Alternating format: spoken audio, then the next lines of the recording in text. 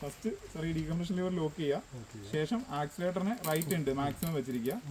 ശേഷം നമ്മൾ ഗിയർ ന്യൂട്രലാണെന്നുള്ളത് നോക്കുക. അപ്പോൾ അത് ഫസ്റ്റ് ഗിയർ എന്ന് പറഞ്ഞാൽ ബാക്കോട്ട് ഇങ്ങനെ വന്ന് കിടക്കും. സെക്കൻഡ് ഗിയർ ഏറ്റവും മുമ്പിലായിരിക്കും. വെർട്ടിക്കലി ഇത് നേരെ നിൽക്കുന്നതാണ്. എന്നിട്ട് നമുക്ക് എന്തെങ്കിലും ഡൗട്ട് ഉണ്ടെങ്കിൽ ജസ്റ്റ് വലിച്ചു നോക്കുക. അങ്ങനെ നമുക്ക് ന്യൂട്രലാണെന്നുള്ള കൺഫേം ചെയ്യാം. ഇത്രയും കൺഫേം ചെയ്തിട്ട് നേരെ മുന്നിൽ വരിക. ഇതുപോലെ മറ്റേ നമ്മുടെ ഇതിന്റെ വിട്ട് ലോഡ് ചെയ്യാണ് സാർ ചെയ്യുന്നത്. ഫുള്ള് ഒരു 3 പ്രാവശ്യം വലിച്ചു വിട്ടാൽ മതി.